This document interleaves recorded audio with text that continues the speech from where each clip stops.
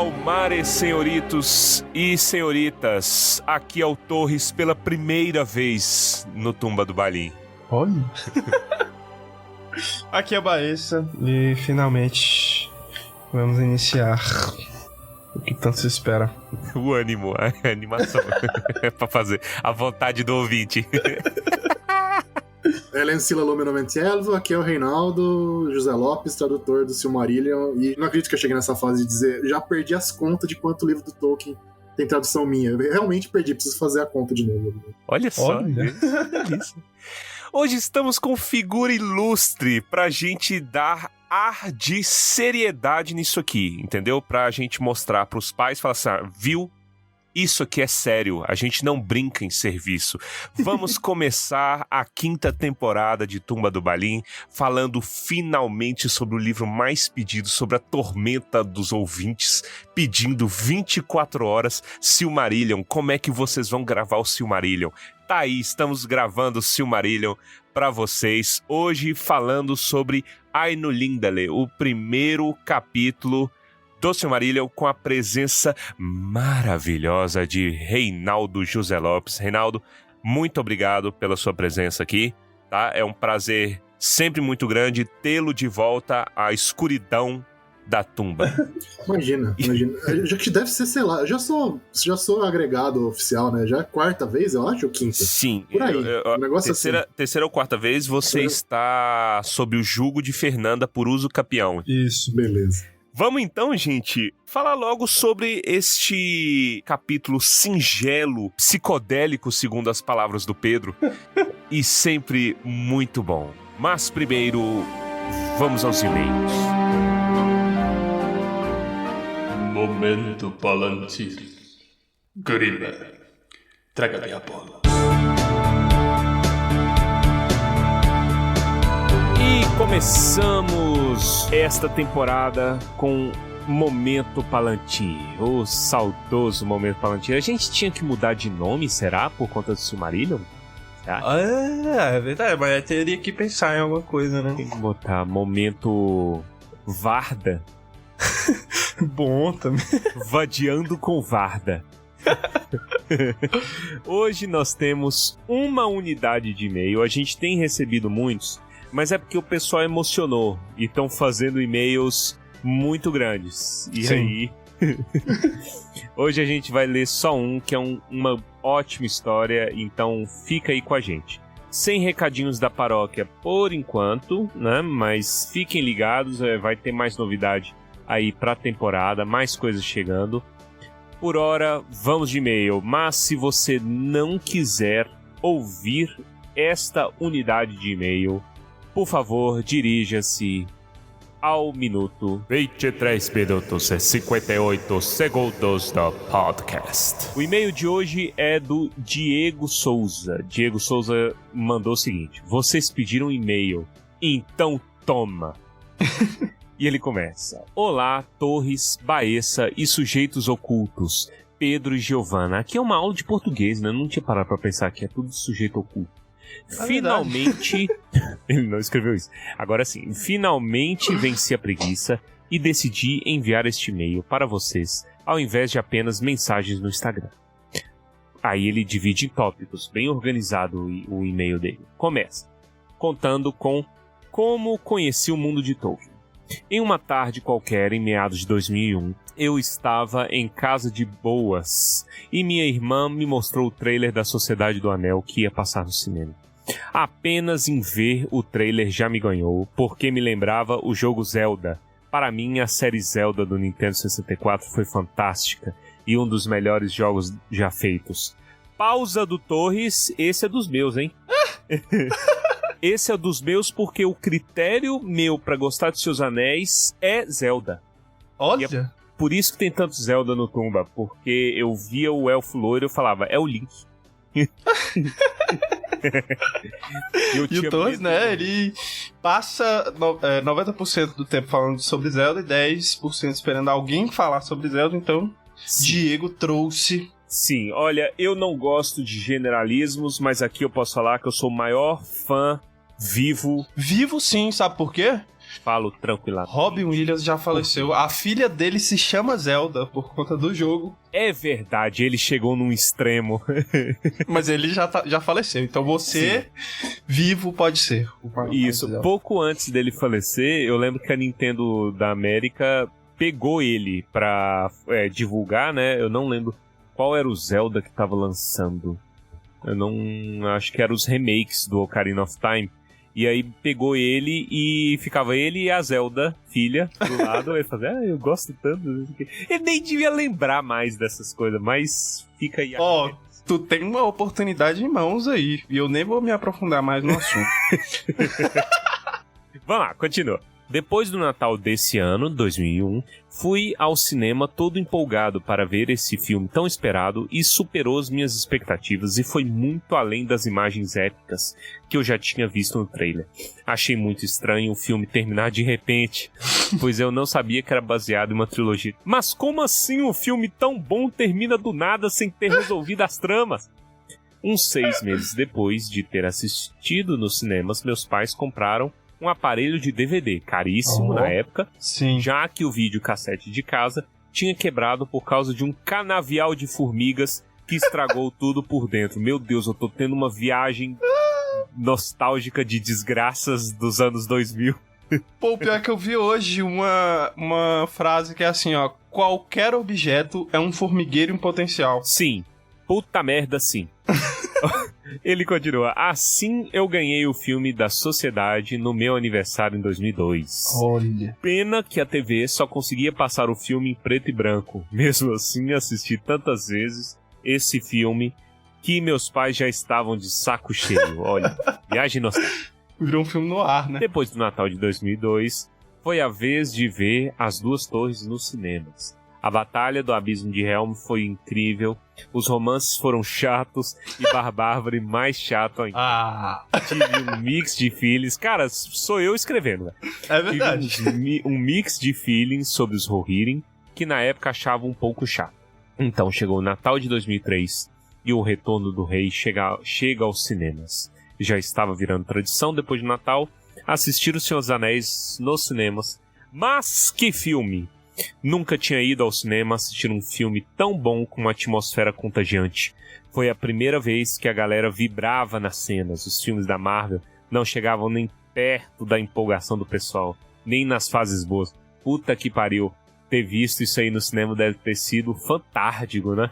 Deve. E não sei por que o som do cinema estava absurdamente alto, principalmente sons agudos, que tive que tampar meus ouvidos após os gritos dos Nazgûl. Fiquei quase surdo após o grito em Minas Morgul.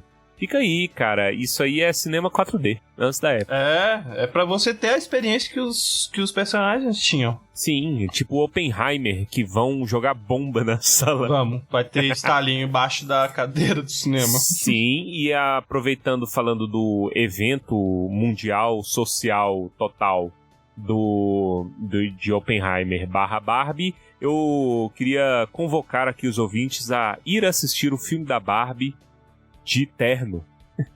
De terno, é verdade. De terno. Sai da sessão de Oppenheimer, já bota o fedora e vai assistir. Cabe uma gravata rosa. Não, muito espalhafatoso. Meu cunhado deu essa ideia hoje e eu estou 100% on. Eu só não tenho gravata rosa. Mas eu quero. Deve dar um belo toque, né? Imagina as mães tudo levando as meninas, né? E aí chega os Peaky Blinders pra assistir a porra do filme. Sapato rosa também seria... Sapato rosa. Porra, eu vi uma foto do Ryan Gosling, meu mano Ryan Gosling, todo de rosa, um terninho, um drip. Sim, eu vi. Fino, bilíngue de família idônea. Continuando o e-mail, vamos lá, voltar ao foco. É sério. Nunca tinha visto algo tão épico quanto a cavalgada dos Rohirrim. Entre parênteses, depois disso dei muito mais valor a este povo inculto. Fecha parênteses. É sério, assisti quase 10 vezes no cinema. Caraca! Puta merda, assisti tanto que nem vi tanto assim no DVD. Justo. E ele finaliza essa sessão muito bem. Parabéns, isso aí é uma história muito saudável com Tolkien. Sim. Graças a Deus. Continue. E ele continua, então, agora o tópico: os livros e a nova trilogia.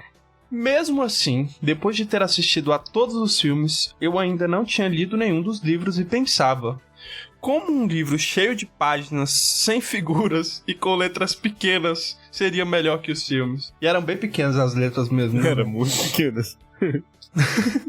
E deixei isso passar e não li nada por enquanto. Estava perto do lançamento de O Hobbit e eu finalmente decidi ler os livros, mas os do Senhor dos Anéis e não o Hobbit, o que era mais comentado na época. Aí realmente percebi como os livros ainda eram mais incríveis que os filmes. No começo de A Sociedade do Anel, parecia outra história completamente diferente dos filmes. Não achei essa parte maçante, pois me parecia que era uma nova história, um novo livro. De repente, em minhas leituras desse livro, pensei: que porra foi aquela de Tom Bombadil? Não entendi nada na época. Que coisa nada a ver. Fui ver se eu estava realmente lendo o livro certo. Já que eu não tinha tanto costume com a leitura, demorei mais de ano por aí pra ler os 3 livros. Tá parecendo Tumba. É nossa história, pô. Ele tá narrando nossa história. É verdade, isso aqui é... porra, a gente escrevendo. Documento. Na verdade, comecei a ler por Harry Potter e a Ordem da Fênix, já que ainda iria ser lançado nos cinemas e queria saber a história antes do filme. Livro de escola não contam como leitura, olha aí, já que eram forçados e maçantes. Ele deve estar dormindo num calor miserável, pois está coberto de razão. Os livros de O Senhor dos Anéis foram tão incríveis que nem vi os filmes do Hobbit no cinema. Não vi nenhum dos 3 dos cinemas e não me recordo por quê. Caralho. Porque alguma... Um anjo. vento de bom senso, um anjo pode ter sido, te tocou. E aí você teve essa iluminação de não ver no cinema. Ele sentiu o vento que te arrasta pro bar. É verdade. Entendeu? E ao invés de ir pro cinema, ouviu o áudio que converte ao islamismo. Você sabe qual que é o áudio que converte? Tem um áudio que converte ao islamismo? É, os caras cantando: vamos lá tomar uma lá no bar. Vamos lá tomar uma lá no bar. Qual é o bar? Volta. Poderoso, sim. Véi, é sintoma de pai. Eu tô rindo muito de piadas de boomer já. Ele continua aqui. Poucos anos depois, a internet popularizou. Encontrei um site chamado Valinor. Olha aí. Era um outro mundo lá e diziam que existia um tal de O Silmarillion. Fui à livraria e comprei esse tal livro. Eu pensava que encontraria alguns personagens da trilogia e só Galadriel que apareceu de relance nas páginas. Agora me lembrei do filme O Grande Hotel Budapeste, no qual os vários atores famosos só apareciam 2 unidades de segundo nas cenas dos telefonemas. Eu nunca vi esse filme. Nesse Silmarillion, havia tantos personagens com nomes novos, principalmente aqueles que começam com a letra F, que eu ficava meio perdido na leitura. Mas que livro fantástico. Na minha opinião, melhor que O Senhor dos Anéis. Ele deixa o imaginário fluir extensamente. Olha aí, mais um, né? Que entra pra lista que a gente comentou. Mais um. E este ponto será abordado neste episódio. É verdade, que a gente vai comentar. É verdade, é porque a gente tá na linha do tempo. A gente quebrou a linha do tempo, entendeu? A gente quebrou, a gente gravando depois. Vive o tempo como se fosse uma roda, um ciclo. Eu sei o que vai acontecer nesse episódio. Exatamente, a gente tá em todos os tempos ao mesmo tempo. Então cuidado, você. O Reinaldo vai cantar Ave Maria de Schubert. É verdade. Ele continua. Pouco tempo depois li O Hobbit, achei incrível. Daí decidi assistir esses filmes que tinha lançado há um tempinho atrás do Vira-Tempo. Olha aí. Li esse livro fininho e percebi 3 filmes extensos. O que teria a mais nesses filmes? Seria coisa boa? Olha aí, que inocente. O primeiro filme bonzinho, o segundo muito estranho e o terceiro... O que foi isso? Olha lá. Olha lá. E aí ele vem, O Tumba do Balim. Os canais do YouTube popularizaram, e daí que foi que eu conheci o Tolkien Talk pelo vídeo do Aragorn. Eu acho que esse é um dos mais famosos deles. Lá tem um acervo gigante, realmente, das obras de Tolkien. Personagens, lugares, curiosidades, etc. De lá apareceu um episódio diferente, um tal de produção de conteúdo tolkieniano, com um certo podcast com um nome estranho. De fato, os convidados que o César Machado traz para o TT, apesar de não serem tão famosos, possuem um conteúdo excelente e competência de sobra. Olha aí, um abraço aí pro César. Aí pensei, até que esse pessoal do Tumba do Balim não é ruim. E bem que Armando tinha razão, o primeiro episódio é o mais fraco, independentemente da ordem no qual é assistido. É verdade. E vai melhorando. Olha aí, a filosofia de Armando, a gente tem que vender nosso podcast. Fui fuçar mais episódios no podcast de vocês e realmente foi melhorando. Eu sempre escutava em ordem aleatória e decidi ouvir desde o primeiro em ordem do lançamento. Aí foi que o conteúdo de vocês me conquistou. Parabéns pelo conteúdo e pela forma de repassá-los. Os hosts e os convidados são muito bons. Fofo. E ele continua. O Silmarillion e o Tumba. Ele parece o Tolkien um pouco escrevendo, né? Ele parece. Até que vocês já comentaram muitas coisas sobre essa obra. E depois dos episódios dos apêndices, percebi que vocês já estavam preparados para essa etapa, pois aqueles episódios foram excelentes. Realmente, esses apêndices são mais difíceis de pôr e comentar em um podcast do que o próprio Silmarillion. Olha aí. Agora, sobre a etapa de O Silmarillion do podcast de vocês e um paralelo da história e trajetória com o início desse livro. Episódio 0. No início, havia conversas aleatórias entre vocês. A mãe do Baessa propôs temas musicais, muitas panelas batendo o tempo todo. Houve caos de sons de panelas e conversas sem sincronia e decidiram recomeçar posteriormente. Nenhuma viva alma viu essa parte da criação a não ser os criadores. Só ouvimos falar dessas histórias através dos criadores desse podcast. Olha aí. A verdade é que alguns ouvintes ouviram porque eles estavam lá e eles não são participantes. O Jonas, né? Eles não são participantes. Acho que o Jonas é o único que nunca participou e tava lá, né? E saibam que nós estamos poupando vocês. É verdade. Tá? Sabe, a gente só não coloca, porque a gente tem tanta coisa mais legal pra fazer, porque as pessoas que botam pilha no negócio, vai ser massa, vai ser uma bosta. Eu prefiro falar de Silmarillion, entendeu? E, assim, eu acho que a gente nunca nem compartilhou, mas existem até fotos desse dia. E a gente estava em Unai, numa tarde de algum dia qualquer. Quente! Estavam todos sem camisa, porque estava mais quente do que... sei lá, o inferno. Porque o Unai é mais perto do sol do que o resto do mundo, não sei se vocês sabem disso. Mas é isso, eu acho que nem as fotos dá pra compartilhar, que tá todo mundo peleco.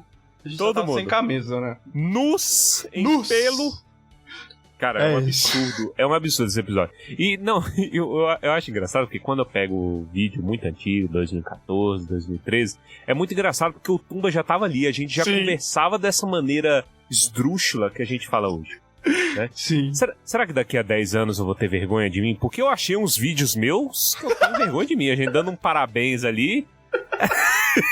Cringe. Eu acho que é porque com o passar do tempo a gente foi controlando um pouco. A gente era muito vivo naquela época. Nossa, mas era uma disposição pra falar besteira. Era o nosso jeitinho. E ele continua. Sobre os Valar. Torres. Nunca faltou um episódio e é o que mais fala. Tenho dúvidas em qual seria, mas pelo estilo seria Manwë. Olha aí! Pronto. Mando nos ventos, obrigado, eu acho. Eu nunca faltei um episódio. É verdade. Eu faltei uma leitura de e-mails, foi a última, porque eu estava de mudança. É verdade. Então, de novo, eu não sei se o ouvinte sabe, mas eu me mudei 2 vezes. Isso. Em menos de 2 meses. Maguila Mudanças muda mais do que mora. Véi, a gente tava se mudando desde fevereiro. Aí a gente ficou lá no local e se mudou de novo, velho. Ficou mais tempo mudando do que morando. Esse ano o Torres mudou mais do que morou, velho. Tá maluco, cara. Eu tô a ponto de coringar. Eu não aguento mais carregar a geladeira, cara. Já era pra eu estar musculoso. Não tô entendendo porque que os músculos não estão aparecendo. Olha, é muita geladeira. Mas vai, continua. Ele continua então. Baessa defende orcs e afins. Lembra Humo, que defende os homens e o povo mais fraco. Olha aí. Olha, eu meu gosto. Humo. Eu vou te chamar agora de meu Humo. Meu Humo. Meu Humo. É ruim falar, né? É esquisito. Humo? É, né, velho? Porque os dois sem som de U. Pedro, uma risada vale mais que 1000 palavras. Tucas, eu concordo. Eu concordo. Eu vou fazer uma declaração pra ele que vai editar esta sessão aqui do programa e eu vou dizer que eu sinto falta da risada dele. Olha. Entendeu? Eu fiz este podcast pra ouvi-lo rir mais. Pra fazê-lo rir, né? Olha aí. Fazê-lo rir, porque fazer o Pedro rir é uma delícia.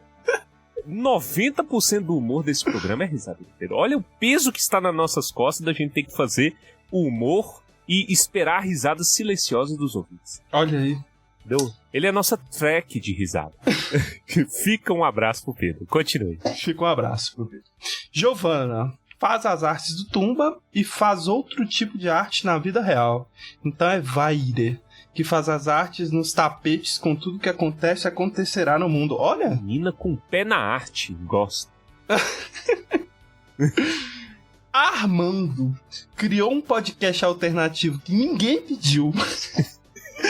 Aule criou uma raça alternativa que ninguém pediu. Os anões com um toque de caos de Melkor. O Armando com certeza tem um toque de Melkor. Toque em algum de lugar Melkor. ali. Caos. Fernanda, verdadeira dona do Tumba e sabe de muita coisa e antecipa algumas coisas. Talvez seja Mandos. Olha aí. Olha, pela quantidade de chibatada que ela dá na gente pra gente produzir conteúdo, eu acho que ela é Mandos mesmo. Ela tá esperando a gente no além. Pra traçar nós no além, entendeu? Sim. Não pagamos o aluguel. Concordo também, tá? Todos até aqui extremamente coerentes. Verônica. Eita. Faz balé, é artista, se apresenta em palco, tem ainda um canal no YouTube. É uma estrela, então seria Varda. Ó. Muito bom, cara. Fofo. Muito bom. Vamos, né, depois pegar a opinião de cada um sobre a própria encarnação aí. A própria encarnação. E ele termina. É só isso, pessoal. Espero que seja o suficiente. E este e-mail não terá PS. Olha só. Tá maluco. Oi, Talvez não... o maior e-mail que a gente já recebeu e não teve PS. Mas não. O que foi que custou não ter PS? Tudo. Muito bom, Diego, muito obrigado. Fica aí um abraço para o Diego. Excelente e-mail, né? Excelente nome também, Diego Souza, um belíssimo Excelente jogador nome. brasileiro. Sim. E um abraço a todos os ouvintes que estão ouvindo este e-mail. Mandem e-mails de tamanhos variados, porque se tiver e-mail gigante a gente só consegue ler um por vez, ou seja, vai acumular, né? Sim. Pode haver e-mails que a gente às vezes esquece, porque tem muito na nossa caixa de entrada. Então, se Sim. você mandou um e-mail, uma mensagem no Instagram e porventura a gente não leu, quer que leia, tente novamente. E aí a gente, quem sabe a gente consegue ler, porque às vezes acontece, né? E aos ouvintes, diga se você concorda com essa classificação aí do circo dos Valar. Sim, Aqui. é verdade. Se você não concorda, faça a sua e mande também pra Faça. gente. Isso. Vamos lá então, senhoritos. Vamos pro episódio que está maravilhoso. Um abraço pra vocês. Abraço.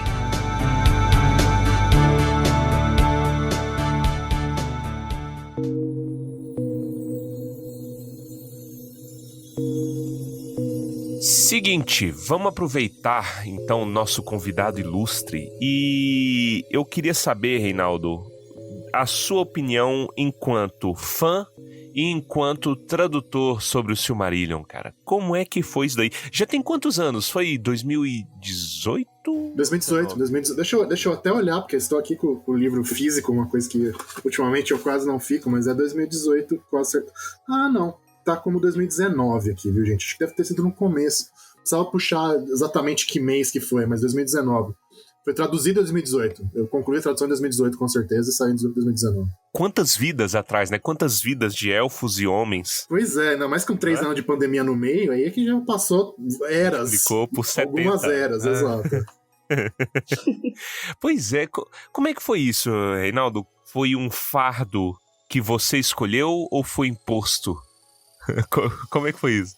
De certa maneira, fui eu que escolhi, porque assim que eu soube que a Harper, que era editora dos meus livros, né, escritos por mim como divulgador de ciência, ia publicar Tolkien e que tinha uma chance de eu participar do projeto de alguma maneira, o que eu fui pedir logo de cara, na cara dura, assim, por favor, me deixe traduzir o Silmarillion. Foi, tipo, a primeira coisa, foi lá implorar isso, né? Então, e o Ainulinda, ele foi a primeira coisa que eu traduzi de Tolkien, não profissionalmente, brincando entre aspas, quando eu era só mais um fã, participando da comunidade de fã e participando da Valinor e tal. Falei, tipo, o que eu gostaria de traduzir eu pessoalmente pra brincar aqui? Foi o que eu peguei o Ainulinda ali pra fazer. Isso, sei lá, no ano 2000, talvez. Então, realmente é muito tempo pensando no Silmarillion e pensando nesse texto. Acho que, pra mim, é talvez o grande texto do Silmarillion, se parar pra pensar. Então, Anos 2000, anos incontáveis antes das árvores, né? Pois é, cara. Ano que não existia rede social, que as pessoas falavam por lista de e-mail do Yahoo, quer dizer, outro naipe a coisa. Que as pessoas se stalkeavam por lista telefônica, né? Internet de escada, enfim, velho, uma desgraça, né, cara? Tudo era mato. Cara, eu acho sensacional essa história, assim, como um todo, né? De como veio a ser. O Silmarillion, você acha que ele foi difícil de traduzir? Ele é mais arcaico que o normal, assim, a linguagem que o Tolkien usa? Tem alguma diferença? Qual que é o diferencial dele? Não, tem bastante, assim. Eu costumo falar que, assim, no Hobbit, por exemplo, tem alguns parágrafos que parecem com o Silmarillion. Quando o Smaug tá se vangloriando ali, por exemplo, e a hora que descreve um pouco da batalha, tem alguns parágrafos. O Senhor dos Anéis tem alguns capítulos que parecem com o Silmarillion, tipo o capítulo da batalha do Pelennor. Agora, o Silmarillion, na versão que a gente tem hoje, mais tardia, ele tem uma cara muito específica e muito bem mais arcaica que a média, se bem que já foi mais arcaica. A gente pega as versões lá dos Contos Perdidos, que agora a gente tem em português, graças a Deus, seria mais arcaico ainda. Ele deu uma coisa, deu uma equilibrada maior agora. Mas é diferente. Ele tem toda uma pegada que estilística mesmo, de estilo, de ritmo, principalmente, do fraseado, de como as frases se encadeiam, que é bem diferente do resto que o Tolkien fez, e que as pessoas costumam ler muito mais do que o Silmarillion. O Ainulinda, dentro dessa pegada, ele é ainda mais estilizado e diferentão do que o resto. Então ele é o caso extremo do caso extremo. Uma coisa que a gente já encontrou na nossa jornada, assim, desde que a gente começou no Tumba do Balim, porque a gente começou em 2019 e de lá pra cá a gente tem esbarrado, não é, Baessa, em muito fã ao contrário que a gente fala, tipo assim, muita gente que tem uma preferência muito maior pelo Silmarillion do que pelo Senhor dos Anéis. Não sei se é só pelo modo de escrita, se é pela história. Que talvez seja o meu caso, até, parando pra pensar. Você também? Talvez eu seria um pouco o meu caso. Porque eu acho que, assim, do ponto de vista até literário mesmo, de, tipo, dificuldade, estilo, talento literário, esforço literário pra produzir uma coisa que não se parece com nada que a gente tem nos livros de hoje, é o grande triunfo do Tolkien, apesar de ter ficado inacabado quando ele morreu. Enquanto o Senhor dos Anéis, por mais espetacular que seja, no fundo, ele não é muito diferente, assim, é bem diferente, mas no geral ele parece um romance do século XIX e começo do século XX, não foge tanto do jeito que é escrito, sabe? Mas o Silmarillion não, o Silmarillion é outra coisa, é outra pegada, é uma coisa que a gente não vai achar mesmo na literatura moderna, e por isso que ele é tão legal. Excelente. Você quer falar alguma coisa, Bess? Não, só tô refletindo porque é um pouco isso mesmo. O Pedro também, eu não sei em que momento da vida que ele virou essa chavinha, mas ele hoje em dia, sempre que se pronuncia, fala que tem o Silmarillion como livro preferido do Tolkien. Eu tenho um viés também, porque o primeiro que eu li direto em inglês, foi o Silmarillion, né? Eu conheci... Quando eu peguei esse livro pra ler, eu não sabia nada sobre o mundo. Eu só conhecia... Eu conhecia o nome do Senhor dos Anéis de ouvir falar jogando RPG. Do GURPS. O famoso GURPS. Não sei se alguém ainda joga hoje em dia, mas que tinha uma menção lá ao Merry e o Pippin no GURPS. Eles já eram personagens de 100 pontos. Quando termina o Senhor dos Anéis. Mas eu caí cruzão, totalmente cru, no Silmarillion. Então, caraca. Aí é primeiro amor, né? Vira primeiro amor, né? Então... Amor a gente nunca esquece. É curioso, porque eu acho que as pessoas hoje em dia, algumas, né, que a gente tem, que o Tossi comentou, foi depois de um tempo, eu acho, depois de digerir um pouco mais Tolkien, que passou a gostar do Silmarillion. Você não, você tem um apego emocional. Eu acho que a gente, pelo menos eu tenho um apego emocional pelo Hobbit, porque foi o primeiro livro que eu li também, então é curioso isso. Eu tenho um apego ao Senhor dos Anéis, foi o primeiro que eu li, e aí, quando eu cheguei no Silmarillion, era tudo muito novo, e eu olhava e falava, mas eu tinha muita dificuldade com os nomes, cara, nome de lugar, eu tenho um ódio tão profundo ao rio Sirion, que, cara, é sem condição, velho. Leste, oeste do Sirion, eu falo assim, cara, onde é que é essa porra desse Sirion, velho? Eu tenho a montanha sombria. Tem um mapa no livro, bicho, eu só tô olhando o mapa, rapaz. Era completamente incapaz, velho. Eu olhava assim, aí 5 minutos depois que eu voltava pra página, né, eu já esquecia tudo. Eu falava assim, cara, Menegroth, onde é que é Nargothrond? Eu não sei nada. Aí eu tinha esse problema. Foi sanando com outras leituras, assim. Mas hoje já tem um bocado de tempo que eu não releio o Silmarillion. E pontuando, né? Porque você falou sobre isso. O grande livro que ele queria falar, né? Aqui a gente deixa uma piscadela pro ouvinte, porque a versão da HarperCollins tem a carta ao Milton. Sim, né, Milton Waldman, exatamente. Que eu acho sensacional, assim, e a gente já abordou ela no Tumba. Então, se o ouvinte tiver a curiosidade de saber o que ela fala por alto, né, porque a gente não consegue explicar muito, porque ela é gigantesca. A gente falou sobre ela no nosso episódio 108. Nosso especial de 100 mil downloads aqui no Spotify. Vai lá dar uma ouvida, porque ela é sensacional, cara. É ele vendendo peixe, né? Então fala assim, olha... Sim, é o pitch, o famoso pitch. Por que é uma coisa só? Tá! E ele explicando tudo ali. É sensacional. Eu acho ela, depois de ler, né? Eu acho que ela é fundamental, assim, pra estar na introdução do Silmarillion. Eu não sei se... me parece que ela tava Ela tá em alguma edição em inglês, eu não sei, assim. Não, tá nas cartas. Ela tá no volume de cartas, né? Que inclusive vai sair agora esse ano. Mas ela tá na introdução do Silmarillion na versão em inglês? Tá, nas versões mais recentes tá. Só nas versões mais recentes. Tá? Ilustrada pelo Ted Nasmith. Acho que deve ter começado tipo de 2010 pra cá. Eu desconfio, não tenho certeza. Pode ter sido um pouco antes. Não, eu acho legal porque ela tem uma frase do começo que ela retrata... Eu acho que a gente já comentou isso. Ela retrata bem o Tolkien, ela retrata bem fãs de Tolkien. Assim, eu vejo muito Torres, o Reinaldo também... Eu acredito que se encaixa muito nisso, que ele fala que é difícil dizer qualquer coisa sem dizer demais. E eu acho que isso é fundamental você saber sobre o Tolkien, pra você começar a ver Tolkien. Eu gosto muito dessa frase. É muito a cara dele mesmo. Aí a pergunta capciosa do fã. Pra você, e eu dou ênfase, Reinaldo, pra você, por quê? Porque cânone é assim, cânone é seu, e é da sua... Headcanon, é o headcanon, né? Headcanon? Headcanon. Pra você é canônico o Silmarillion? Não. Você não acha? Não é. Você acha que não é? Não é. É uma lenda. Em especial, a edição que o Christopher fez nos anos 70, que é a que a gente tem... Não tem como ser. Não tem como ser, porque quando você olha tudo o que estava por trás e que continuou a ser escrito até o Tolkien fazer que nem o personagem lá do Monty Python e o Cálice Sagrado, o cara morre escrevendo assim, Castle Off, o cara morre caindo. E continuou mudando, e não parava de mudar, então não tem como. Assim, o que dá pra falar é que as linhas gerais, que é uma coisa que o Christopher fala no prefácio, né? As linhas gerais já estavam fixas fazia muito tempo. Desde os anos... quase final dos anos 20, começo dos anos 30. Mas o detalhe, e mesmo coisas que vão além do detalhe, tipo a parte cosmológica, continuam mudando o tempo todo, né? Então não tem como ser canônico. Será que se tivesse sido publicado como o Tolkien pensava, assim, aí viraria cânone, né? Aí viraria.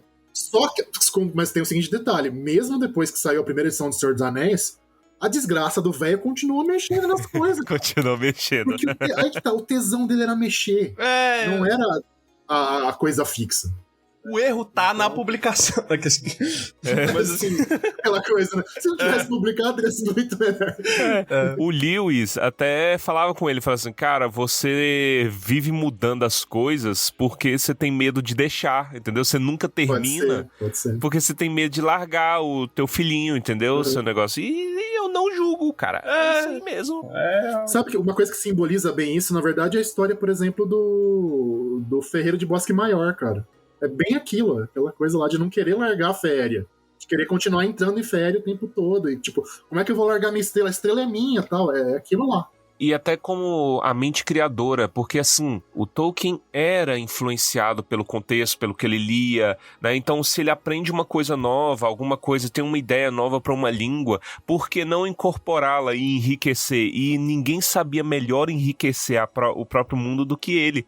Entendeu? Então, excelente, assim. Eu enxergo o Silmarillion como um conjunto de lendas. Eu gosto de enxergar assim, sabe? Tipo, a beleza é porque ele é um erro que acertou. Tipo, ele acerta sem querer. Porque... Exatamente isso. Quando você olha pra ele como lenda, como tradução, um livro que passou na mão do fulano, do ciclano, e chegou no Bilbo, faz sentido, cara, ser uma loucura, ser cada um conta de um jeito, o filho lá, eu não lembro qual que é um dos que mais dá treta, acho que é o Gil-galad, né? O pai do Gil-galad. Quem é o cara? Alguém acha, leva no ratinho pra fazer o DNA do Gil-galad. Né? Cadê o pai dessa criança?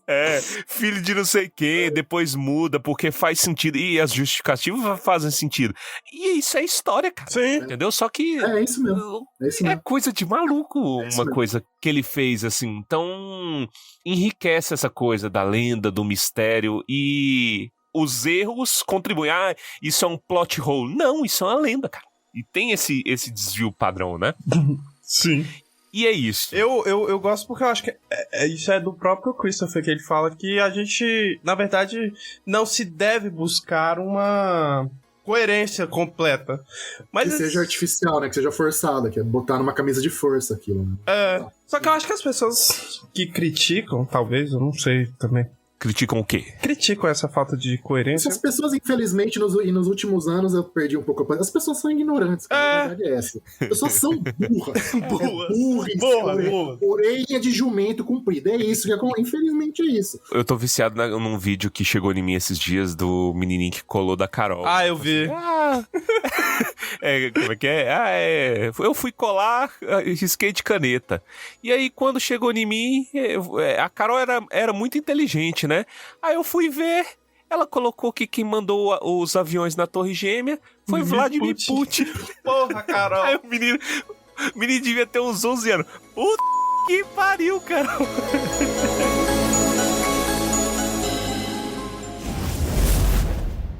Gênesis, capítulo 1.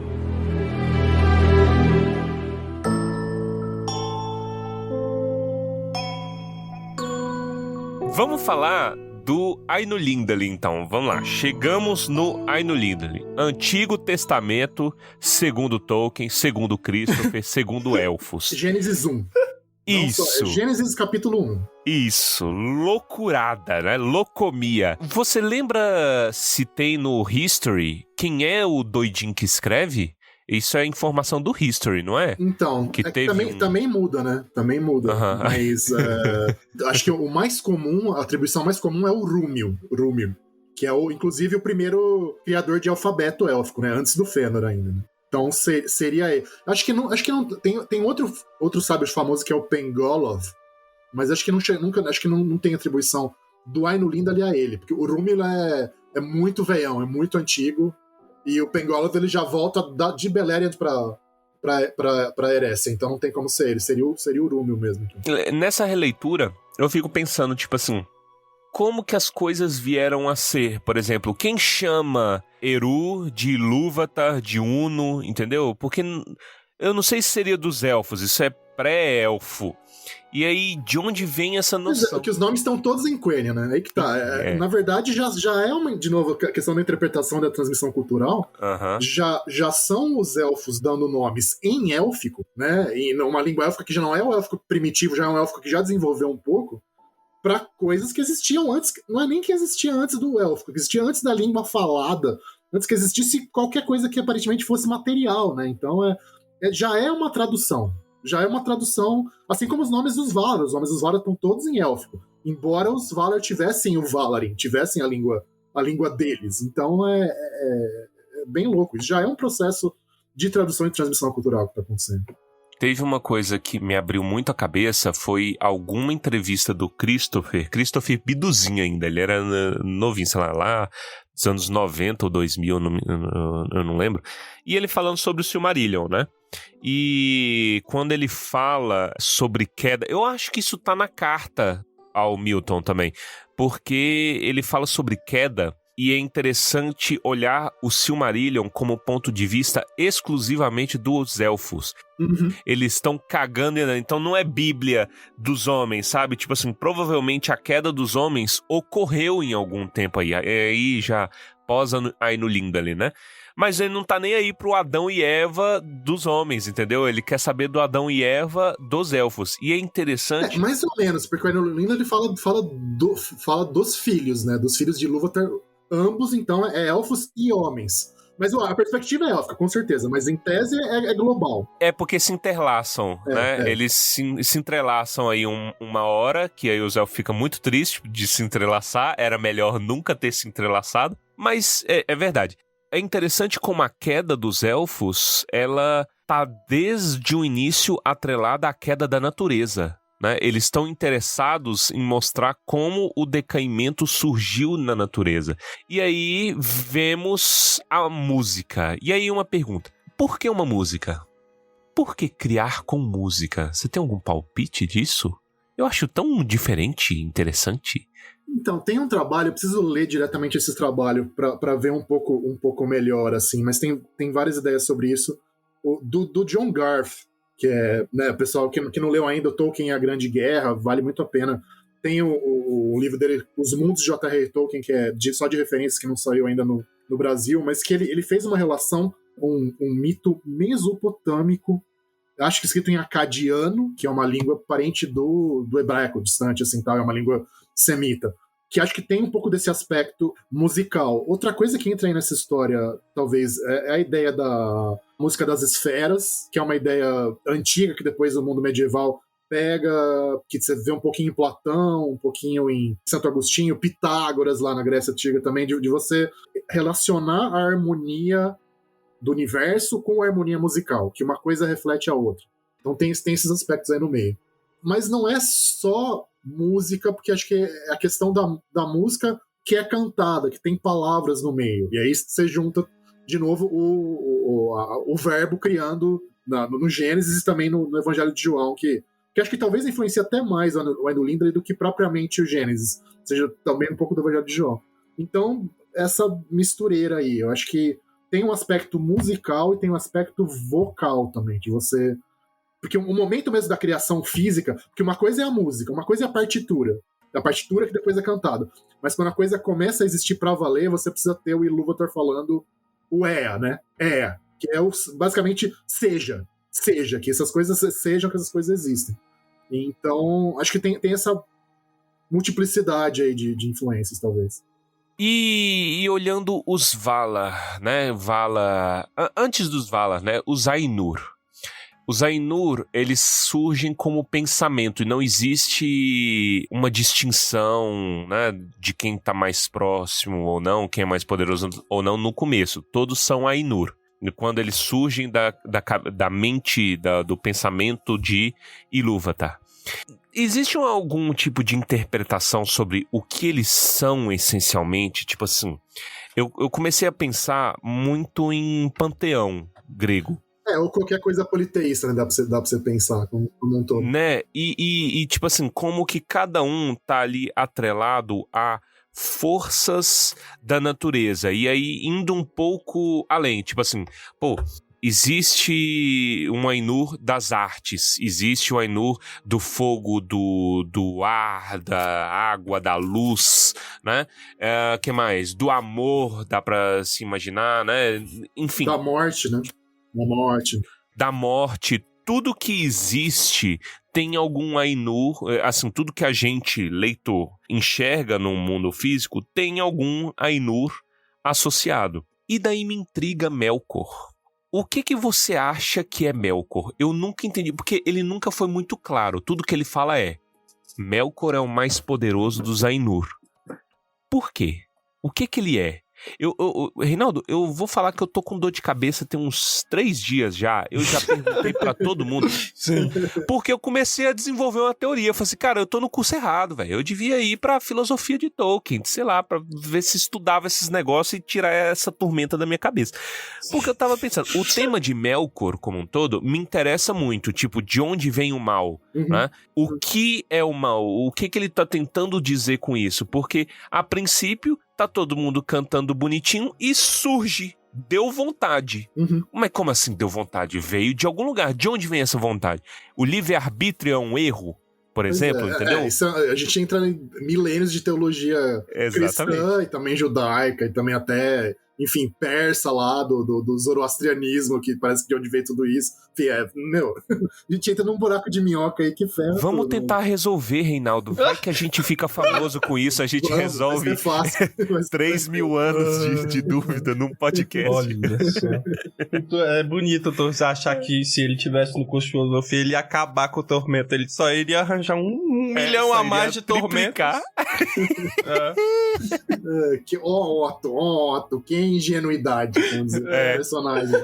Sabe uma coisa que eu pensando pensamentos, né? Eu cheguei a pensar se o Melkor... Vamos olhar pro Melkor pós-queda, né? Quando ele cai, ele vira o diabrete, né? Engraçadinho e fala assim, vou ser contra tudo que eu era antes.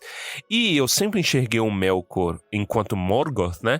Ele como um agente do caos. Ele é caos, essencialmente. O objetivo dele é ferrar com os outros. Até no Lindo ele tem. Pô, o cara tá plantando as árvores bonitinhas, fogo e placa tectônica. Ele é do contra. Parece eu lavando louça, que eu tô lá lavando louça, tá? E meu filho chega com mais um copo sujo. Mas, pô, caramba, deixa eu terminar de lavar aqui. Né? Faxineira que você acabou de limpar a casa, alguém derruba. Eu acabei de limpar. Os vários no final. Da multiplicação dos copos. Pois é, né? Cara. É tipo isso. Se não fosse tumba do Balin pra eu ouvir enquanto eu tô lavando, ficaria mais nervoso. Mas enfim. A gente te libertou. Sim, exato. Então, chega esse ponto e o Melkor, ele age como caos. Então, considerando que ele se revolta, tal, a figura mais próxima aqui sendo Lúcifer, né? Pô, eu quero ser o não-deus. Então, o não-Eru, né? Eu rejeito aquilo que Eru me deu inicialmente. E aí, se ele se propõe a ser caos, será que ele, enquanto Melkor, um espírito santo da ordem de Eru, ele seria ordem? Acho que faz algum sentido se a gente pensar que depois o problema que leva ao Sauron virar o Sauron vilão é justamente a obsessão pela ordem. Então talvez, eu acho que é uma boa hipótese. Outra coisa que me ocorreu agora, a gente falando aqui e tal, que como não sei se o Torres já falou pra vocês, mas eu não leio as pautas do Tumba. Eu vou e faço na louca aqui, não gosto de ler a pauta. Quem sabe faz ao vivo. O Pedro se revira é porque ele reclama da gente com isso. Exato, mas seja uma perversão do que significa ser poder ou ter poder em si, né? Se como se fala lá no começo, que ele tinha uma parte dos dons de poder de todos os outros Ainur, né? Dele ser, digamos, a coisa mais poderosa do universo abaixo do Eru, abaixo de Ilúvatar. Então, o poder existe pra quê na ordem sagrada que o Ilúvatar está estabelecendo? Pro serviço, para servir aos outros, né? Então a gente cai um pouco naquela lógica de Santo Agostinho, que o mal, na verdade, não existe. O que a gente chama de mal é só um desvio do que é o bem, né? Então, o que é o poder, então, desviado? É você, em vez de servir, você querer que todos sirvam. Vou até citar, deixa eu ver se eu acho a passagem que é muito significativa, eu acho que fala. Que ele fala, ele fingiu até pra si mesmo no começo, quer ver? Cadê? Ele finge que queria ajudar os filhos de Ilúvatar, né? Aqui, e ele fingiu até para si mesmo no começo, que desejava ir até lá e ordenar todas as coisas para o bem dos filhos de Ilúvatar, controlando as perturbações, etc. Mas o que desejava de fato era submeter à sua vontade tanto os elfos como os homens, invejando as dádivas com as quais Ilúvatar prometera dotá-los. E ele próprio desejava ter súditos e serviçais, e ser chamado de senhor, e ser um mestre de outras vontades. Então, acho que esse é o ponto. É aí que o caldo desama, entendeu? Então talvez seja isso. Tipo, o que acontece quando o poder deixa de ser serviço e passa a ser a exigência de ser servido, entendeu?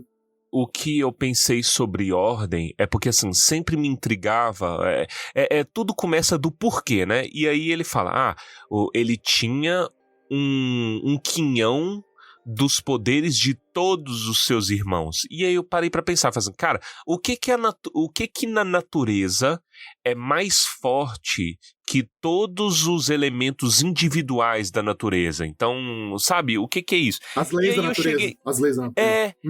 A lei, entendeu? Então, tipo assim, é porque, sei lá, a água não faz sentido por si só, mas a água tem um jeito ela tem propriedades, se você mistura com fogo, ela age de um jeito. E isso tá até na música, né, que vai falando, essas questões que ele tentou fazer de sacanagem, misturaram com coisas boas dos irmãos e gerou coisas maravilhosas, fez a nuvem, fez não sei o quê.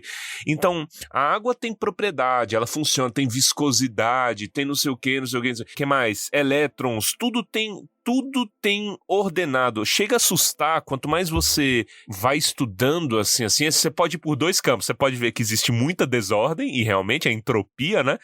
Mas também que as coisas têm um modo de funcionar que é intrigante, assim. Então eu parei pra pensar, cara, e se o Morgoth é ordem? Então é ele que dá sentido. Então é claro que ele tem mais poder do que todos os irmãos, porque ele sabe como a Yavanna funciona, ele sabe como o Manwë funciona, ele sabe como todo mundo funciona de um jeito, e ele tem a chave pra operar todo mundo. Então por isso que ele é tão ruim, né? E tão complicado desse jeito.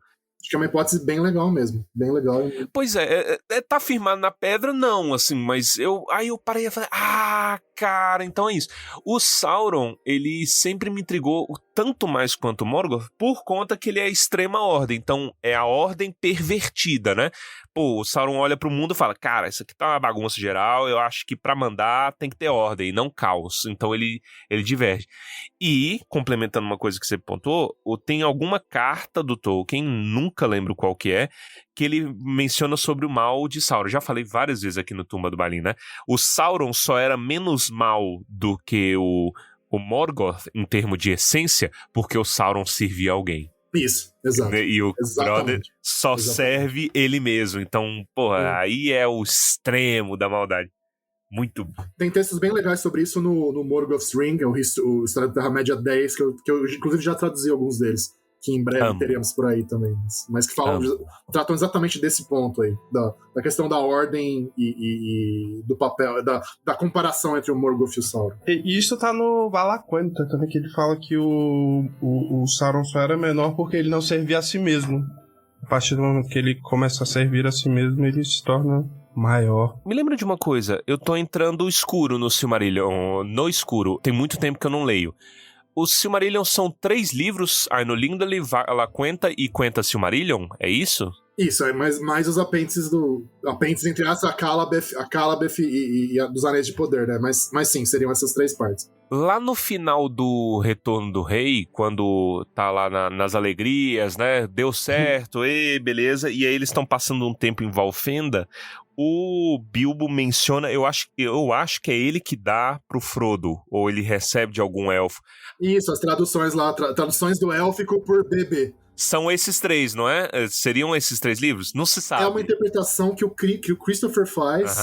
Eu acho que no primeiro volume da História da Terra-média que ele fala, não. Porque a questão é a moldura narrativa, né? Tipo, como é que a gente vai... Porque o Senhor dos Anéis a gente sabe que... E o Hobbit não, são traduções, versões, adaptações das memórias do Bilbo e depois do Frodo e do Sam. Agora, o que é o Silmarillion? Então, uma moldura possível é essa.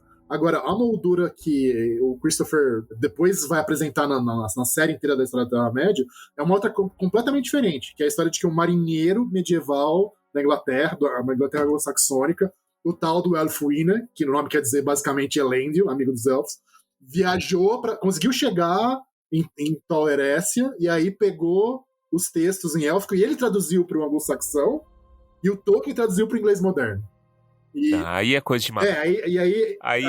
Mas ele continuou mexendo com isso durante muito tempo, nos anos 50, 60, ainda tinha isso no meio da história. Tanto que, na verdade, o Christopher editou, mas lá no Lindale, você pega o texto bruto, é o autor élfico, o Rúmio, conversando com esse marinheiro. Então tá, isso aqui era disso, isso aqui, como verás, Elfwine? E tipo, é a conversa do cara, do elfo, do Rúmio, com o marinheiro medieval. É muito engraçado isso. E o Christopher tirou isso fora na hora que ele editou o texto. Interessante, olha, é bom esse ponto de vista. No começo, Deus criou os céus e a terra. A terra era um vazio.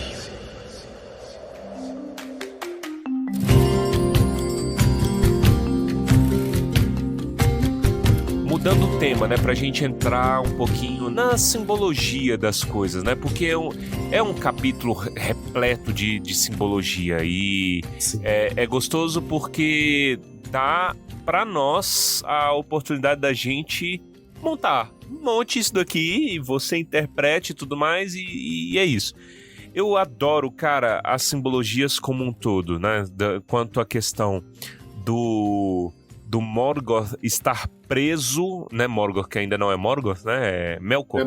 Ele tá preso a Eru, né, então todo o mal que você for produzir, mal sabe você que você tá trabalhando a favor da glória, né, de maior glória da história. E isso é a Teodiceia.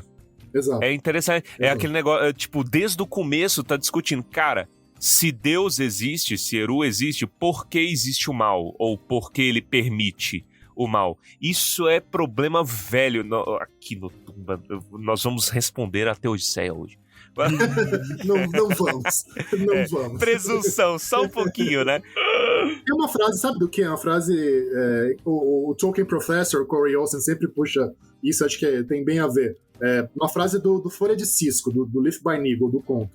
Que no final ele vira pro vizinho com quem ele brigava lá, o Parrish, o Paróquia, e fala: não, fica tranquilo, que eles brigavam em vida, depois eles se encontram naquele outro mundo, tá? Fala: ó, fica tranquilo, as coisas poderiam ter sido diferentes, mas elas não poderiam ter sido melhores.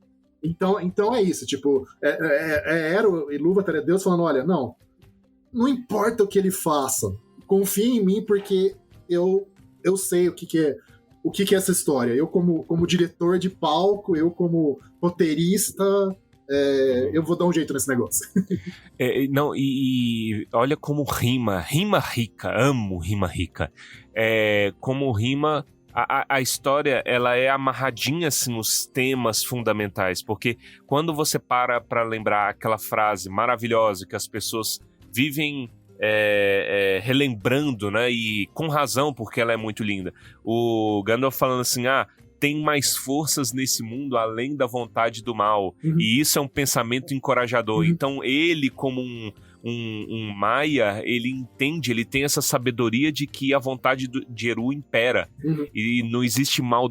Cara, véi, é muito massa isso. É incrível. E quando a gente vai pra natureza como um todo, né, sabe o que me intriga? O fascínio pelo mar. É muito bonito isso. Não lembro de ter esse fascínio pelo mar. Tipo assim, no mar ainda existe ecos da música da criação. O que quer dizer isso? O que você acha? Entendeu? É difícil, acho que atribuir acho que seria redutor a gente atribuir um sentido assim, muito interpretativo, direto, metafórico, alegórico. Acho que tem só a paixão do Tolkien por ficar na beira do mar, assim. Acho que a questão da saudade também, eu acho. Né, de essa saudade por alguma coisa que... Saudade de tudo aquilo que a gente não viveu, pra usar, né, a frase brega da internet. Mas é isso, de tipo, alguma coisa que você não experimentou diretamente, que você nem sabe o que é, mas que fala você de um jeito muito profundo. Assim como lá no Inacabados, o Turo chega na beira do mar e é o primeiro ser humano a ver o mar, ao ver o oceano, né? E sente aquela saudade que ele não sabe explicar. É um pouco isso. Tipo, acho que ouvir esse som do mar e a saudade que ele traz é meio que ter a sensação dessa coisa, dessa ordem da criação que você intui, mas que você não sabe amarrar, mas que ela tá lá, que ela tá te chamando de alguma maneira. Acho que talvez seja isso. O Tuor é o primeiro ser humano a ver um mar? Primeiro ser humano a ver o oceano. Na história, tá escrito. Tá escrito no Contos Inacabados. Eu não lembrava É disso, isso, é isso. Nenhum ser humano tinha visto o oceano antes dele. Que doido, velho. Eu vou tentar achar a passagem e depois eu cito aqui. Tô puxando os livros da estante. Toda a fixação dele com gaivota, com cisne, né? Cara... Deixa eu ver se eu vou achar aqui. Abriu, olha, tá vendo? Você é surpreendido. Tá 15 vendo? anos depois de lendo o negócio. Muito Que bom. massa. Você viu? Eu me perdi aqui. Ah, sabe outra coisa que eu também lembrei agora? É que ao mesmo tempo logo nos primeiros parágrafos lá no mundo, você tá contando a criação, lógico, mas você já aponta pro fim do mundo, pro lado escatológico também. Sim. Que é aquela passagem, logo depois que os Ainur começam a cantar, falar, nunca desde então fizeram os Ainur música alguma semelhante a essa, embora se diga que outra maior ainda há de ser feita diante de Ilúvatar pelos corais dos Ainur e dos filhos de Ilúvatar depois do fim dos dias, quer dizer, então é Gênesis e Apocalipse junto, né? Junto, é super legal. Super legal. Cara, que massa. Olha, sobre essa questão do mar, eu aceito, achei maravilhoso e proponho. Você não anima não, Reinaldo? Vamos montar um submarino pra gente? Olha. Pra gente ouvir. Pra gente ouvir a música. Pega um controle de Xbox lá, é sussa. Vamos montar um submarino pra gente ouvir a música do mar e serem os primeiros que não vão voltar pra contar a história. Nossa, essa história Olha aí. tá maluco, velho. Então você tá sugerindo que esse pessoal ouviu a música, cara? Ouviu e é um proibidão e ninguém sai, entendeu? Assim que você ouve, a pressão... Olha lá, achei a passagem, ó. Página 45 do Contos Inacabados, edição da HarperCollins, obviamente, se tiver. Disse que ele, Tuor, foi o primeiro dos homens a alcançar o grande mar, e que ninguém, exceto os Eldar, chegou a sentir mais a fundo a saudade que ele traz. Que doido, velho. Que doido e que ruim, velho. Os caras são muito preguiçosos. Não é como se o mar estivesse muito longe, é só andar. Porque eu não vou lembrar quanto, mas a época do Tuor já existia alguns milênios de história dos humanos. Depende, né? Se você pegar a natureza da Terra-média, supostamente já tinha várias dezenas de milhares de anos de história. Então depende. Porque, de novo, o velho não parava de mudar as coisas, velho. Parava de mudar as coisas. Esse é o headcanon e sim, ele foi o primeiro porque fica mais bonito. Entendeu? Nossa, é muito bonito, tipo, como o Ulmo é um dos maiores agentes, né, na derrota de Morgoth, na derrota de Sauron. Eu lembro que tinha uma teoria de que Ulmo tá presente no destino 100% do tempo, porque a caverna do Gollum tinha água, entendeu? Então, só de imaginar que Ulmo tava vendo, sabe? Que onde tem água tem Ulmo. Então, o Ulmo tava vendo o destino acontecer e o Bilbo encontrar o anel, ter essa virada, sabe? No retconning pode ser. Enfim, deixando de lado o fato de que o Hobbit foi escrito totalmente sem compromisso. Então que eu tava nem aí pra essas coisas. Tipo, vou fazer isso aqui. Mas depois sim. É no Dark Hobbit que ele queria escrever. Ele ia falar que tinha uma voz falando assim, pega o anel. E é isso.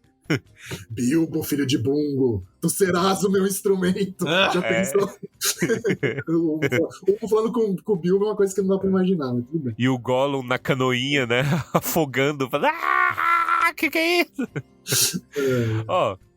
E a chama imperecível, cara. Que negócio é esse? Eu acho que é ela que é uma das fontes de treta. Se você volta pra aquela teoria lá do Morgoth sendo ordem, né? O Morgoth, ele tinha o Melkor, né? Ainda.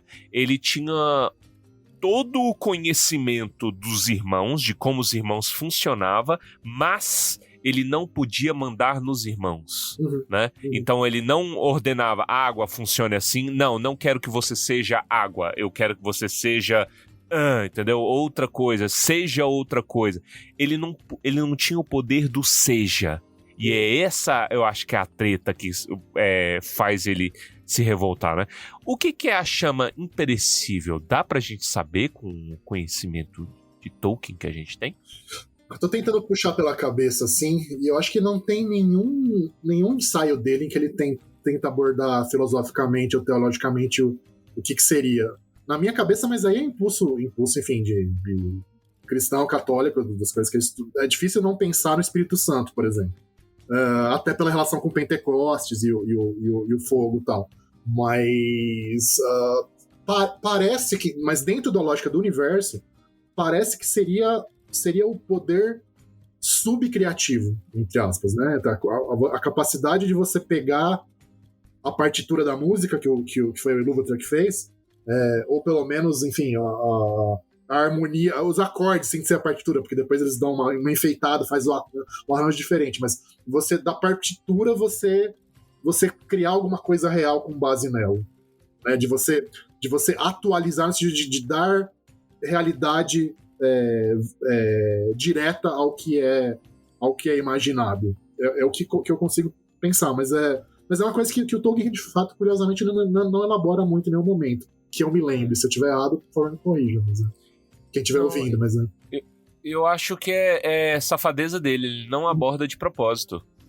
Ele não aborda... Tem vários temas que ele, de sacanagem inteligente, ele nunca conta. Tipo assim, pra onde os homens vão? Ele não dedica um segundo pra falar, nem em carta. Sim. Né? Porque tem... É fora dos círculos do mundo, mas o que tem fora dos círculos do mundo... O que tem? Ninguém assim, fala. O que a gente sabe que tá fora dos círculos do mundo é Ilúvatar. Uma coisa que a gente com certeza sabe. Ele não tá dentro de Ea, ele tá fora de Ea de algum motivo. Agora, se isso quer dizer que eles vão pra Ilúvatar exatamente, ou outra coisa que existiria fora de Ea, a gente não sabe. Pois é. E a chama imperecível, a rigor, ela fica no vazio. É isso? Isso. Isso. Aí quando ele cria tudo, ela continua no vazio? Quando ele fala seja... Acho que ele manda ela pro centro do mundo, não é? Deixa eu ver. Eu acho que é isso mesmo. O universo, na verdade. Ele fala, eu enviarei, cadê? Portanto, eu digo que essas coisas sejam, e eu mandarei vazio adentro, a imperecível chama. E ela há de estar no coração do mundo, e o mundo há de ser. E aqueles de vós que desejarem poderão descer. Quer dizer, ela foi pro centro a rigor, se o universo tem um centro, ela tá lá no meio agora. Isso, ele manda pro vazio e aí as coisas começam a ser em torno dela, né, da chama. Isso. Entendi. Interessante. E o que é ser guardião da chama de Anor? O que é? É guardião da chama imperecível, né? Então, será que é a mesma coisa? Porque Anor é o sol, a rigor. É o sol. É o sol. O que é ser guardião da chama do sol, Lórien? Eu sempre fiquei intrigado com isso. Eu pensava que ele falando, sou um servo de Ilúvatar, então eu guardo, sei lá, o sentido da vida, eu guardo a alma do mundo, entendeu? Como Ilúvatar me pediu, né? Eu como um espírito maia, angelical. Mas não sei, sabe, se era literal. Não, porque a frase exata é, se eu não estiver enganado, eu sou um serviçal do fogo secreto. E usuário, ou depende de como você traduz, wielder, né? Eu sou usuário, eu empunho a chama de Anor. Então são duas coisas diferentes. Chama de Anor pode ser, de repente, até o Anel de Fogo, por exemplo. Acho que pode até ser. Agora, serviçal do fogo secreto, aí... Na minha interpretação cristianizada, que tipo, eu sou um servo do Espírito Santo, do Espírito de Deus que dá a vida pro mundo. Entendi. Né? Poderia ser uma coisa desse tipo.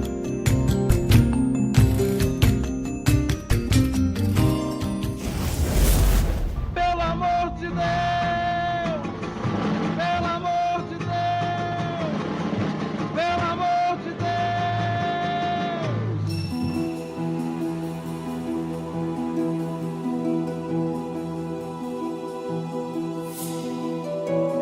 Vamos falar dos filhos de Ilúvatar. Tem uma coisa que eu acho interessante que eu não percebi em leituras anteriores. Ilúvatar, ele propõe 3 temas quando o Melkor começa a introduzir o rock no mundo. Né?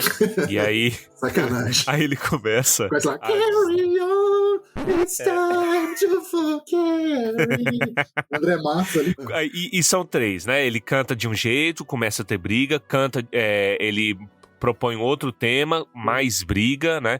E eu acho que o segundo ele fala que é o Manwë que tá no segundo tema. Isso, né? isso. O primeiro tema é quem? Eu acho que ele não menciona, Não fala, não fala. Não fala. Não é tão esquematizado assim. Tem... E o terceiro tema, que é o que acaba com tudo, né? Então, tá lá no top de dissonância e tal. Aí ele manda o terceiro tema, a briga eleva a estratosfera e acaba. E o terceiro tema é os Filhos de Ilúvatar. Eu acho muito interessante como, desde o começo, ele já fala que o remédio pra desordem do mundo, o remédio pro caos, são meus filhos, entendeu? São filhos de Ilúvatar. Então eu vou colocar eles pra nascer pra curar a chaga de Melkor. Isso é interessante, eu nunca tinha percebido, cara. E é um tema delicado, né? Não é um tema que chega... Pelo contrário, é um tema delicado, frágil, que inclui bastante tristeza. Mas acho que é uma coisa um pouco pra contrapor... Acho que até na ideia de pensar no Melkor como poder, tipo, que o poder não é tudo. Que a violência, a capacidade de impor sua vontade a outras inteligências, a outros seres conscientes, não é tudo. Tem uma coisa que, no fundo, é capaz de solapar isso. Que no caso, são os filhos e a fragilidade, a delicadeza dos filhos. Eu acho muito legal isso. Amo. Nossa. Eu gosto, sabe, porque tem a coreografia, né? Isso aí podia pegar, tá? Qual a coreografia? Coreografia de Ilúvatar, que ele levanta a mão, depois ele levanta a outra mão, depois ele fica... Não, isso é regência, não é coreografia. É o maestro. É regência, mas você pode... Não, vamos deixar coreografia. Vamos deixar coreografia. Everybody clap your hands. É a dança da mãozinha, cara. Glória, Ilúvatar. Cara, Ilúvatar é o Padre Marcelo Horst. É o Padre Marcelo Horst. É o... Gigante forte, socando o diabo.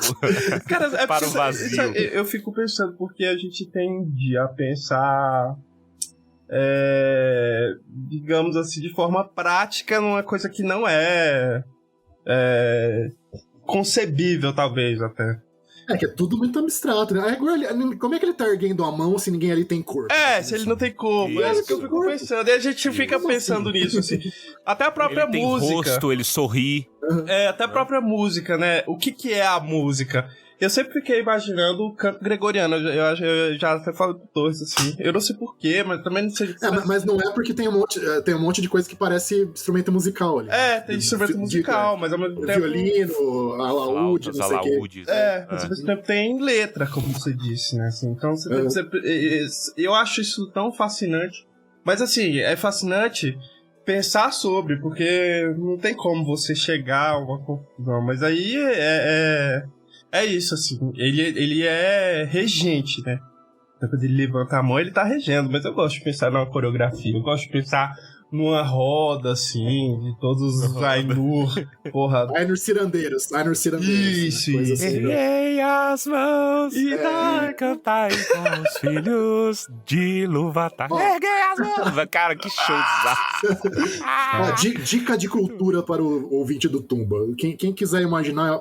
Quando eu imagino, hoje em dia, eu imagino...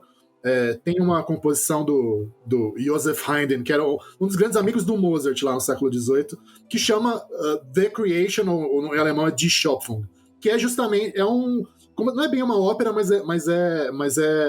são várias composições juntas sobre a criação do mundo, que junta voz e instrumentos. O pessoal procura aí, Haydn é H-A-Y-D-N, pra quem não conhece. É muito legal e acho que dá pra imaginar. Tudo bem que é baseado na criação bíblica, lógico, não do Tolkien, que não tinha nascido ainda, mas é muito bonito, muito bonito. The Creation, Haydn. Ou em alemão, Die Schöpfung.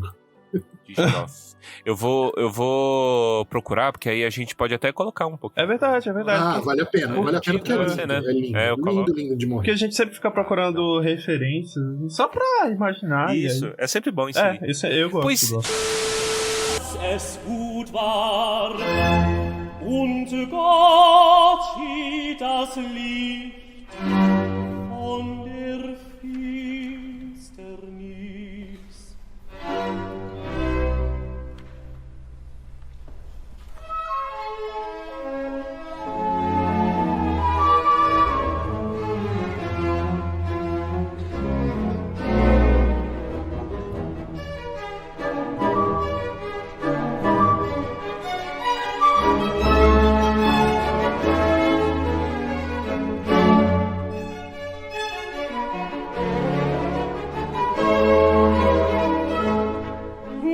schwanden vor dem heiligen Strahlen der schwarzen, dunkels gräuliche Schatten. Nun schwanden vor dem heiligen Strahlen. Eu vou tentá-los. Você já deu uma palhinha, então, do The Creation. Que vozes e que e que músicas e que temas apareciam na criação. Ouso arriscar que se Eru tivesse voz, a voz dele seria ou do Chitãozinho Chororó, ou do Péricles, ou do Dallas Green, do Syrian Color, que eu falo que são as 3 vozes mais angelicais que um homem já teve debaixo do sol. É muito boa, velho. É as maiores vozes do Brasil e do mundo. Tem algumas vozes. A voz do Ilúvatar é difícil demais, hein, cara. Emílio Santiago. Não, peraí, gente. Milton Nascimento, é óbvio. Milton Nascimento. Nossa Senhora. Milton Nascimento. Cara, Péricles cantando Ave Maria de Schubert, velho. É muito bom, cara. É excelente aquela... Péricles no edit de Paramore também. Eu não sei nem do que vocês estão falando, eu acho que eu não quero saber. Nenhuma dessas palavras está no Aidolinda ali, né? Exato. Péricles, talvez. Se você procurar ali, você acha. Péricles está no plano de Eru. É bom, Cara, sabe o que eu fico pensando? Porque eu sempre penso nisso. A responsabilidade do Howard Shore. Vocês já pensaram nisso? Porque a fundação do mundo do Tolkien é música. E aí o cara é o responsável por musicalizar O Senhor dos Anéis. Será que ele pensou nessa responsabilidade? Eu fico pensando que sim. Não sei, mas que é bom demais é. Agora, eu vou ser polêmico. Eu acho que é certo. Chega uma hora que a trilha do Shore começa a ficar um pouquinho enjoativa. Um pouquinho repetitiva demais, assim. Um pouquinho insistente demais na repetição de temas e tal. Sim. Eu tava pensando nisso, né? Você tem que ouvir moderadamente, porque se você... Isso, exato. Aprecie com moderação. Isso, se você se aprofundar, você cansa um pouco. Uhum. Leitmotiv, né? Todo o Senhor dos Anéis ele é cheio de leitmotiv. Mas eu acho que assim, também, ela não foi feita pra... Quer dizer, eu não sei, mas assim... Ela não foi feita pra gente ficar ouvindo sozinho. A reveria. 24 horas. Como algumas pessoas fazem. E eu gosto de colocar pra ler. A trilha do Howard Shore, às vezes eu tô lendo, nossa, às vezes dá umas encaixadas tão na cagada, assim, que é muito bom, mas de fato você não pode ficar, vou colocar um Howard Shore aqui pra lavar vasilha. E assim, o mais louco é que o Tolkien também falava que ele era completamente ignorante musicalmente, com ouvido ruim e tal. Não sei se era falsa modéstia, ou se realmente... Porque assim, ele apreciar a música, ele apreciava muito, mas ele dizia que ele não conseguia cantar. Mas também, na hora que você pega a gravação dele cantando, assim, não é uma maravilha, mas não é ruim também. Então, sei lá. Engraçado. Tem gravação dele cantando de... A música do Troll. Sabe a música do Troll que o Sam canta no Começo dos Anéis? A troll sat alone on his seat of stone and munched and mumbled a bare old bone. For many a year he'd gnawed it near, for meat was hard to come by, some by, gum by. In a cave in the hills he dwelt alone, and meat was hard to come by. Nesse sentido eu gosto de um pensamento que tem Rick e Morty. O Rick lá, tem um episódio que o Rick fala pro Morty que eles vão virar cantores, né? Aí o Morty fala, mas Rick, eu não sei cantar. Aí ele, não importa pra você virar cantor, você não precisa saber cantar. Aí ele, mas eu não vou conseguir cantar. Ele, justamente por isso que você não vai virar cantor, porque você tem que simplesmente cantar. Entendeu? Música... Você nunca ouviu Sex Pistols, meu filho? Sex Pistols? Nunca ouviu Ramones? O cara não precisa saber cantar. O cara tocava baixo desligado. Cara. Não vou nem citar funkeiros brasileiros, porque é sacanagem. Realmente é não saber cantar mesmo.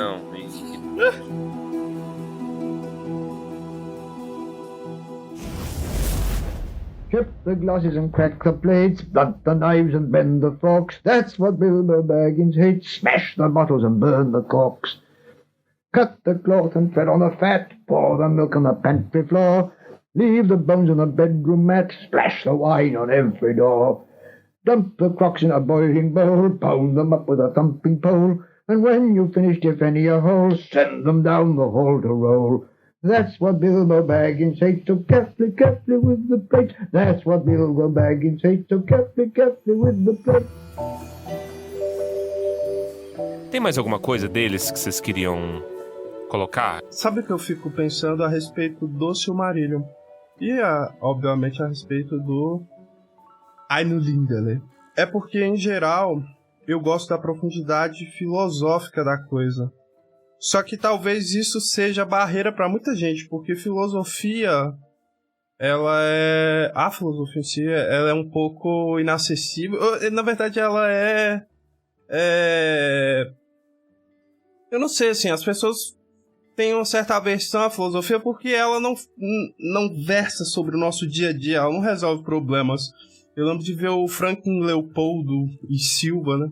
Ele falando assim, as pessoas não gostam de conversar com filósofo, porque se você perguntar as horas para um filósofo, é capaz ele não te responder as horas e perguntar por que você está falando sobre o tempo. Mas o que é o tempo?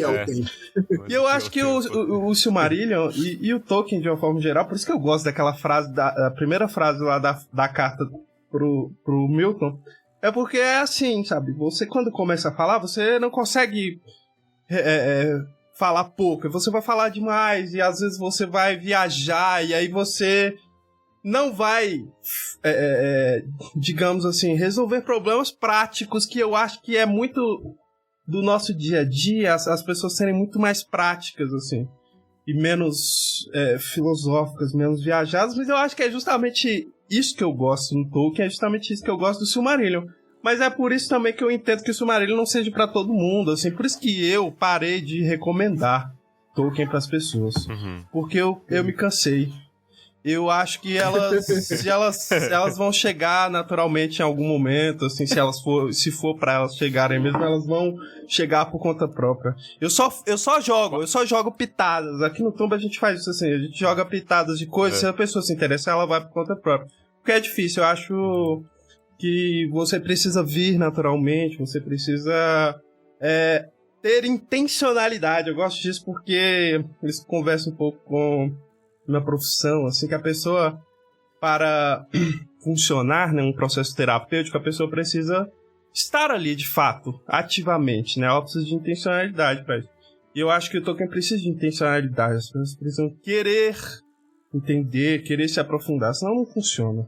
Ficar jogando goela abaixo. Sabe que eu iria por um lado completamente diferente, assim, mas aí também concordo que não é pra todo mundo, mas você deixar de lado um pouco essa coisa de, mas eu quero entender exatamente o que isso significa, o que tá por trás disso aqui, e se deixar levar um pouco pela mágica, principalmente no caso do Ainulindale, que acho que é muito, bem mais até do que do resto do Silmarillion.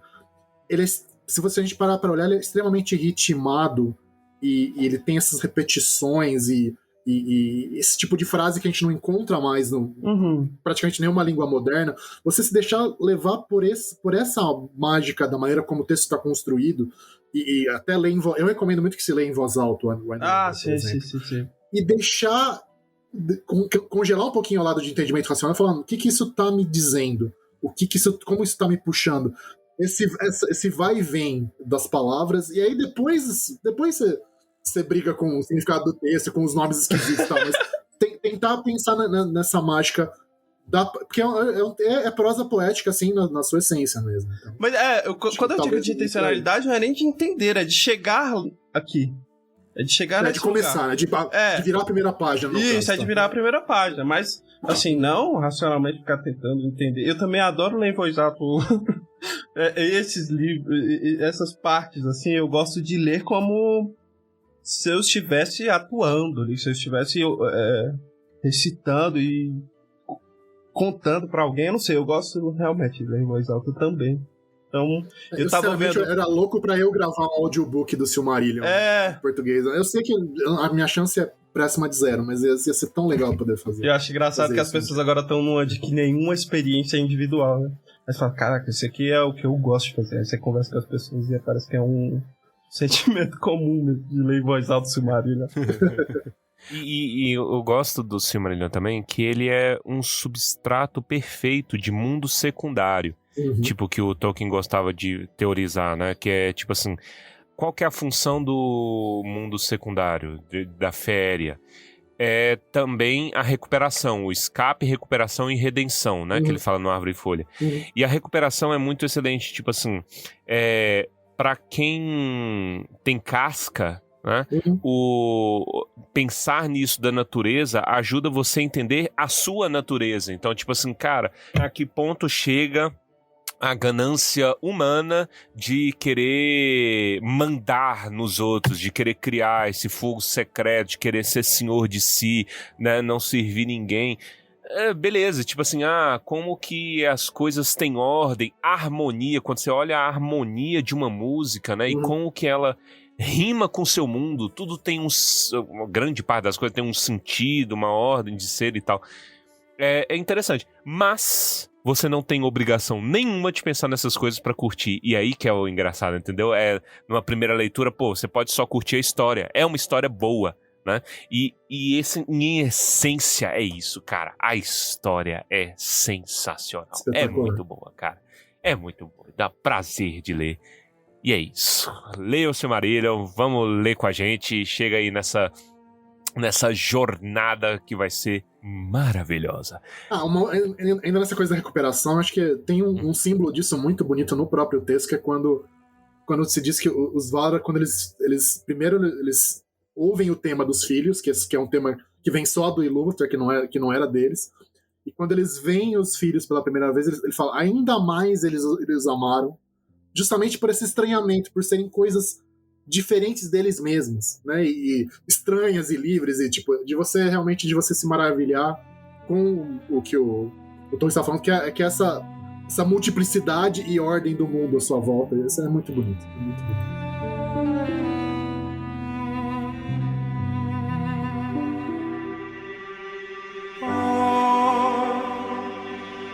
I will be king, and you. Com isso, senhoritos e senhoritas, terminamos mais um episódio do Tumba do Balim, o primeiro desta 5ª temporada, e espero que vocês estejam pilhados, animados, regozijados por esta leitura que nós vamos fazer aqui, e como sempre, espero que tenha sido proveitoso para vocês, como foi para nós. Reinaldo José Lopes, muito obrigado pela sua presença. É sempre maravilhoso estar aqui falando com você. Imagina, prazer. Saiba que a tumba está sempre aberta, tá? Pode vir, pode voltar. Aqui a gente curte muito bater esses papos, né? Tem alguma coisa que você gostaria de chamar atenção? Tipo assim, alguma coisa sua? Vai ter um evento, alguma... não percam o lançamento de cartas cartas de Tolkien, não sei, qualquer coisa. Eu queria pedir orações pros ouvintes do Tumba, porque eu preciso dar um jeito de conseguir acabar mais um volume do History, volume 6, que eu tô traduzindo agora, que a gente já tá na fase de traduzir todos os volumes que contam como o Senhor dos Anéis foi escrito, né? Eu já tinha feito 9 faz tempo, o Edu Boemi tá fazendo 7 e 8, eu tô com 6 e me pererecando com 6, precisa acabar logo esses 6. Então rezem por mim, por favor. Tamo junto. É só isso. Em nome da comunidade dos ouvintes, queria agradecer muito pelo seu trabalho. Seu trabalho de tradução é excelente e muito bom. Cara, chegando o Tolkien para novas gerações, muito obrigado, né, por tudo. É bom, faz bem você ouvir isso. Então nós, como Paladinos da Cultura do Paraná, não sei se você sabe dessa história. Sim. Como é que é? Vocês receberam uma comenda do governo paranaense? Sim. A gente tem o título de Embaixadores da Paladinos da Cultura. Né? Sensacional. Pela Academia de Letras do Estado do Paraná. Muito bom. Acho ótimo. Não, excelente. Muito bom, parabéns. Em nome disso, a gente evoca o título de Antipáticos para agradecê-lo, tá? Imagina. Agradecer também aos ouvintes, como sempre. Muito obrigado aos nossos apoiadores do PicPay. Se você quiser ajudar, tem os nossos links no nosso site, tumbadobailin.com.br. Sempre pode nos ajudar. Toda ajuda é sempre muito bem-vinda, porque vocês que ajudam isso aqui a funcionar e a gente conquistar novos mares, desbravar novas terras. Muito obrigado, gente. Vamos, então, para os comentários cretinos extremamente sucintos de Aino Lindale, de Silmarillion, começando com Reinaldo José Lopes. Eu acho que, vendo o final do Aino Lindale, acho que precisava chamar o Aule pra fazer uma operação tapa-buraco nas estradas do Brasil, porque pelo visto ele manja, né? Que o Melkor abriu o buraco, ele tapava. Abriu o buraco, ele tapava. Então, chama esse homem pra resolver o asfalto aí que tá precisando. eu tô tendo war flashbacks da estrada Unai-Brasília. Teve uma época que era impraticável na minha vida. Nossa, hoje tá até de boa, né? Mas caramba, tinha um trecho ali que era muito acidental. É isso, Aule tapa buracos. Muito bom. Guilherme Baessa, qual é o seu comentário? Eu vou recordar aqui de uma frase do ano passado, cara, que a gente zoou. Que aí que a gente pode falar, é a Vieru, o Uno, que em Arda é chamado de Ilúvatar, e no Tumba ele voltou a ser chamado de Uno, mas em referência ao carro. Que é a luz do Uno, Achei que ia ser o jogo de cartas. O Uno do jogo de cartas também serve. Mas é a luz do Uno que iluminou, é o farol do carro. Farol do Uno, Emília ligando. Muito bom. E por mim, eu digo que é o seguinte, a gente tava ali pensando alto, né? Onde seria, quem estaria nessa música de criação? Milton Nascimento. Milton, né? Sandra Sá, Milton, nosso estagiário, que mais? Grandes vozes aí, Chitãozinho Chororó, Péricles, Pavarotti. Né? Pavarotti, mas a gente esqueceu da dissonância. A dissonância tem que imaginar. E eu só consegui imaginar quando eu tava lendo na bandinha do Chaves, cara. A bandinha do Chaves. Ainda bem, achei que você ia trazer outra coisa. Aquilo ali era só a dissonância de Melkor. O que você imaginou que eu ia trazer? Gustavo Lima. Gustavo Lima? Não. Mas você sabe que eu fiquei pensando? Porque eu acho que o Melkor, ele é muito... O Melkor não, né? Mas em geral, essa parte do Tolkien é muito relacionada a rock and roll. Então será um black metal? Seria a dissonância? Não sei. Eu tendo a gostar da ideia de Gustavo Lima, porque vocês já viram que Gustavo Lima é usado pra assustar criança, né? Tem muita gente falando, ó o Gustavo Lima aí. Depois procura, tem compilado de vídeo disso. Então é isso. Procura, vai assim, assustando crianças com Gustavo Lima. Gustavo Lima tá vindo. Coisa que as pessoas fazem. As crianças gritam com o Gustavo Lima. Mas é isso. Entretanto, eu trago outro nome. Pedro Sampaio, inimigo deste podcast. Pedro Sampaio, eu acho que ele é o principal responsável pela dissonância aí do mundo. Que inclusive... E pode ver que tudo de ruim do Brasil aconteceu depois que o Pedro Sampaio surgiu na música. Inclusive tem um vídeo dele... Eu não sei nem de quem vocês estão falando, gente. Eu sou muito velho. Tá vendo? É bom. Você é abençoado. Continue assim. Tem um vídeo dele... A gente esqueceu de citar uma voz. Tem um vídeo do Pedro Sampaio jogando essa voz na depressão, que é Alcione. Alcione seria uma das vozes. Não, a Alcione como uma voz angélica, né? Olhando o Pedro Sampaio destruir. E ele ainda cutuca o ombro dela assim, ó. Isso é muito... Olha aí, ó. Isso é muito ele. Olha aí o que eu vou lançar. Pervertendo. Deixe o samba morrer. É isso. Se for esse samba aí, melhor morrer. Não. Faz eutanásia nesse samba de uma vez que não tem como. Melhor sacrificar. Gente.